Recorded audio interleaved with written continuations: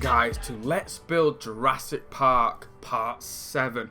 Now, you'll notice something incredibly interesting about the way we enter the visitor center here is, in fact, we actually, in this episode, build the side doors, as well adding all that extra detail you expect within the interior of this visitor center, such as all the scaffolding, different little doors that lead onto different rooms, kind of crates, all sorts of stuff like building equipment is all scattered across this room and built in this episode.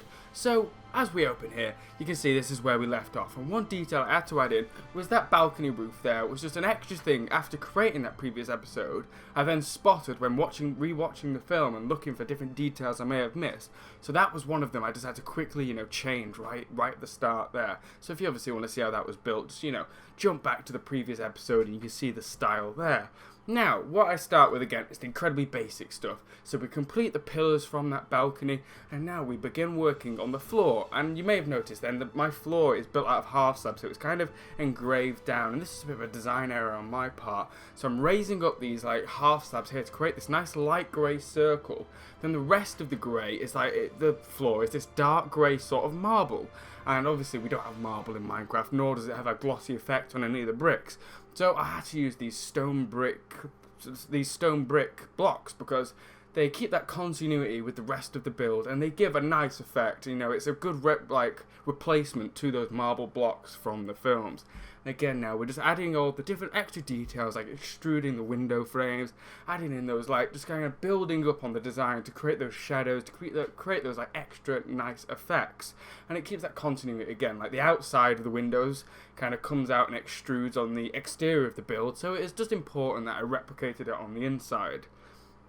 Now, a lot of this episode has kind of been really hard to do, and it's something, interiors aren't something I kind of specialise in Minecraft. I do a lot of exterior builds, and then a lot of the time I just kind of ignore the interior, so it was a really difficult process, and this part especially was difficult. And what we're starting to frame out here is that huge glowing tapestry you see at the back of the visitor centre, and you'll remember if you've seen the films, it's that huge jungle tapestry. It's kind of glowing, it's a nice fabric, and it has velociraptors kind of painted onto it.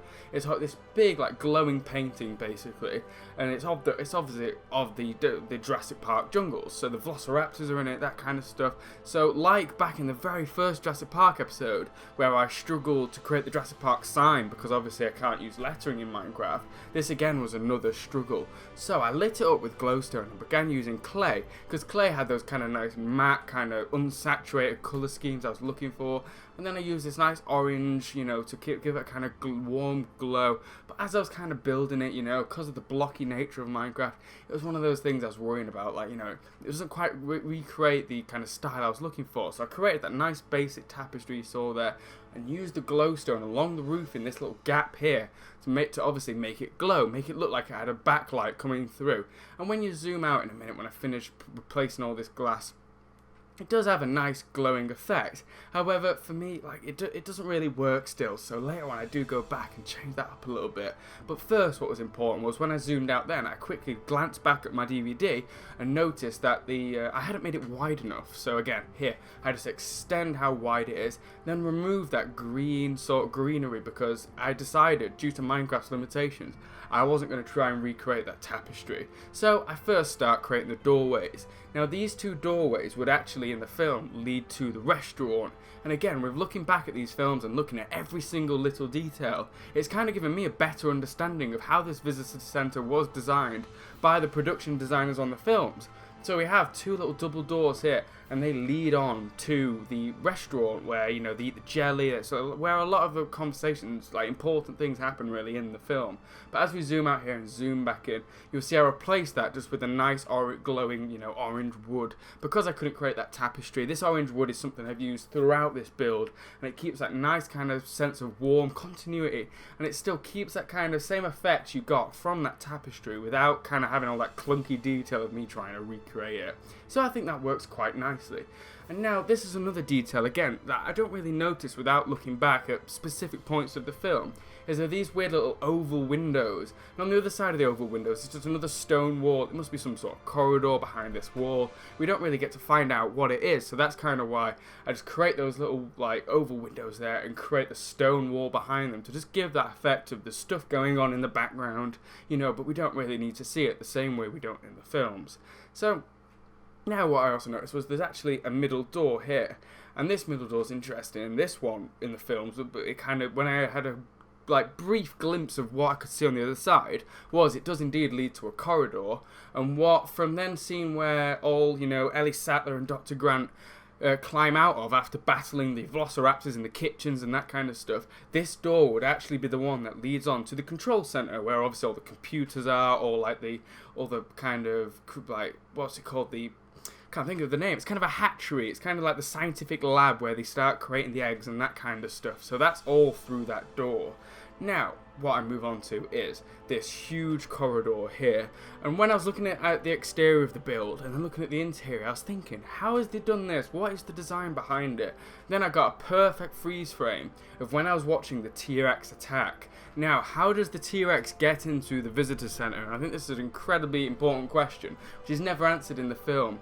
And there is actually, down those big corridors, are two side doors, and we can never see them really in any kind of shot of the film, due to little detail I'll show you later.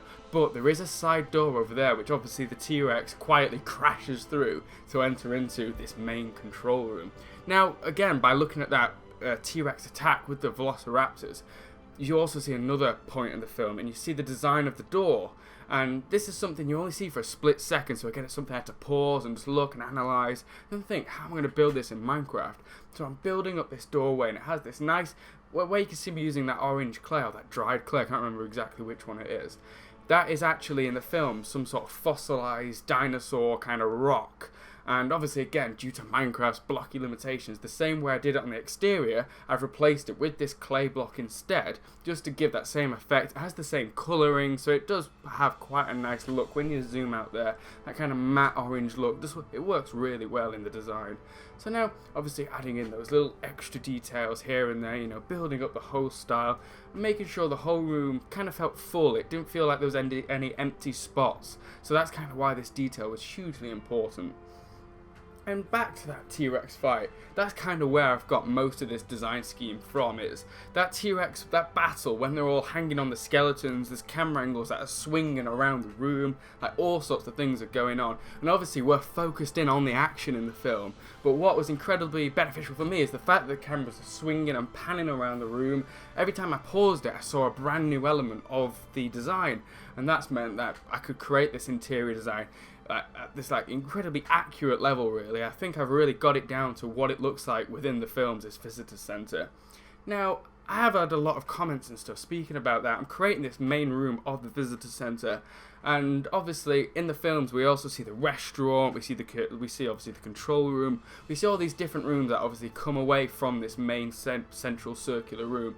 And I won't be building those in any time soon, because after I've finished this visitor center, we've got one more episode of this interior. I'm going to class the visitor center as done. We have the main interior, we have the main exterior, and then that'll allow me to go on to different areas of the park. Now, this is that side door I mentioned earlier, where the T-Rex must have crashed through to get into the main room. Whether in the films this side door is finished or not, we never actually get to see, but we know that this side door is here. So again, it allowed me to add this sort of, again, kind of, you know, my own kind of style to it. So I obviously looked back to how I created the other doors, what other materials I'd use, and just took my own adaptation to what I think the Jurassic Park Visitor Centre side doors really look like. So again, I'm like adding pillars in, you know, really quite like impressive, majestic structures really, to make, even though they're only the side access doors, they have to look incredibly impressive to fit into that kind of spared, no expense sort of style John Hammond was so adamant Jurassic Park had taken.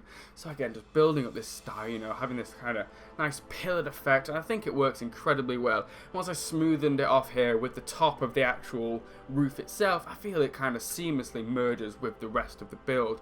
Now a little bit of, you know, quality control, just adding in the sides, the side railings, and connecting it up with the rest of the design. And as you can see there, I think it works incredibly well, and we smoothly enter into the visitor center.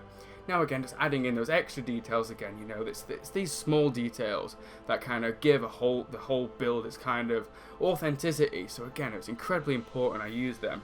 And now the reason we never see that side door, we know it's there, is because the T-Rex comes through it, and also so does one of the Velociraptors. And the reason we can't see it is because there is a huge kind of plastic sheet hanging over this giant arch like doorway here. So I'm using this kind of using these wooden fences here to create scaffolding, because it's held up by two scaffold pillars, and now I'm going to use this kind of white wall to replace that plastic sheet. And you'll remember the Velociraptor kind of comes and it lifts its head underneath the plastic sheet and runs into the room. Then later on the T-Rex must just crash through this sheet because we never see it again. But that's the reason we never see those side doors, because this plastic sheet is hanging there in the way. Same way in the background, when I was pausing that whole action scene, we see all this scaffolding in the background, and like this scaffolding here, even though you never see it, you can tell it's there due to the way the light shines through that white plastic sheet. We can see the silhouette of the scaffolding behind it. So again, you know, looking at those incredibly intricate details, such as a little cherry pickers here. So I've built a little cherry picker here to help people go up and down on the different wall designs, kind of the scaffolding through that oval window. Now on the back wall here, there was these weird iron bars. So the iron bars I create using these upside down stone stairs, then these stone brick slabs, because they create that nice dark grey effect, and it kind of contrasts the light grey walls. And now, as we zoom out here, we've actually come to the end of the episode. I've got the scaffolding against walls. You can see more of the dark grey bars. You know, I've used these big like wooden blocks and trapdoors as like giant crates. And all these boxes are in the position of actual crates you do see in the film, because they're just in the background, we never actually spot them. So again, this kind of whole construction theme kind of keeps up with the authenticity of what we see in the film. But now there's one extra element we need to add, which is obviously going to be what we're creating in the next episode.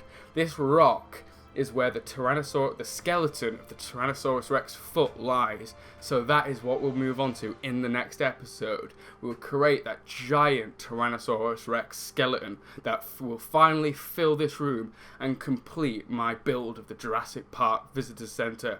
So guys, I've hoped you enjoyed this video. Look out for the next video coming very, very soon, in which we add in